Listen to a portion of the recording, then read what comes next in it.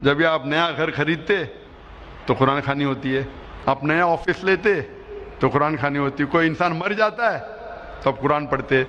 میں قرآن مجید میں کوئی بھی آیت نہیں جانتا ہوں جس میں لکھا ہے قرآن پڑھو کسی کے مرنے کے بعد۔ میں کہیں بھی کوئی بھی حدیث نہیں جانتا ہوں جس میں لکھا ہے جہاں اللہ کے رسول یا صحابہ نے کبھی قرآن پڑھے کسی کے مرنے کے بعد، کہ قرآن خوانی مرنے کے بعد لوگ کو بلایا جاتا ہے اور قرآن پڑھایا جاتا ہے۔ اگر آپ قرآن پڑھنا چاہتے بے شک پڑھو، آپ ہر روز پڑھو، عربی میں پڑھو اور معنی کے ساتھ پڑھو۔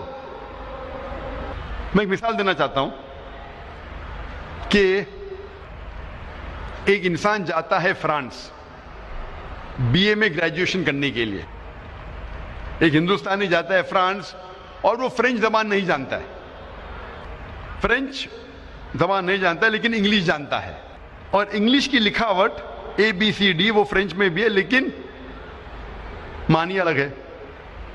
تو وہ فرانس جاتا ہے گریجویشن کرنے کے لیے، ہر روز وہ کالج میں حاضری دیتا ہے، اسے ملتا ہے پی فور پریزنٹ، ہر روز وہ حاضری دیتا ہے۔ جب ایگزامینیشن کا پیپر آتا ہے لیکن وہ کچھ سمجھتا نہیں کیونکہ وہ فرینچ نہیں جانتا ہے۔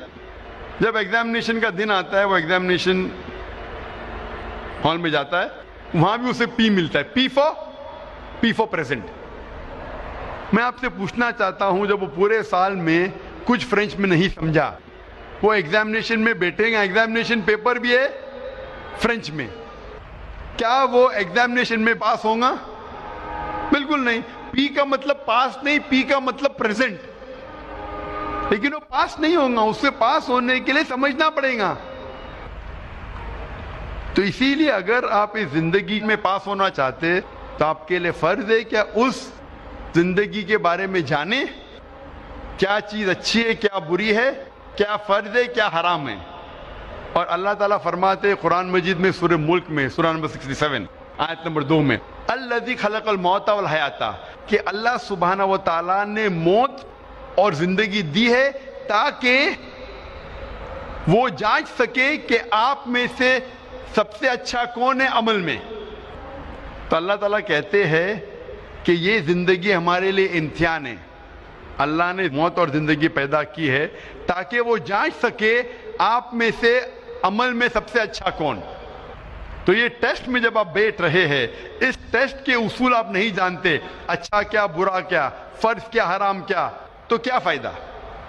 تو اگر آپ اس امتحان میں، زندگی کے امتحان میں پاس ہونا چاہتے ہیں تو آپ کے لیے فرض ہے کہ آپ یہ جانیں کہ اس امتحان کے اصول کیا ہے، اس کے فرائض کیا ہے۔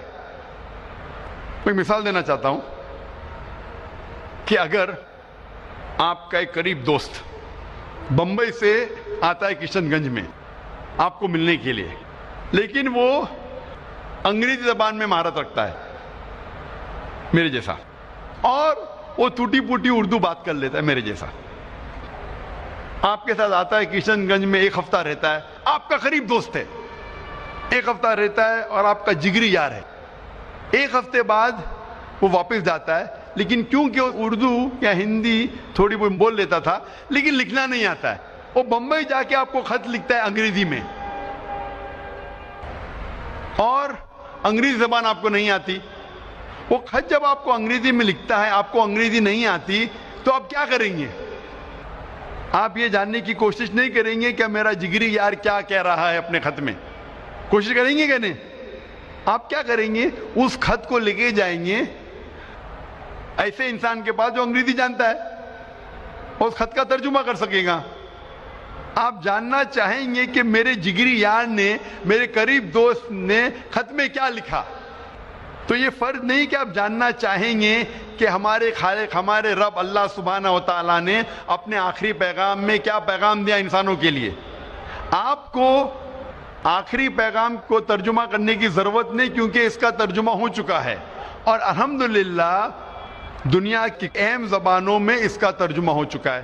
تو فرض نہیں ہے کہ آپ ترجمہ پڑھیں اپنے رب، اپنے خالق، اپنے اللہ سبحانہ و تعالیٰ کے آخری پیغام کا۔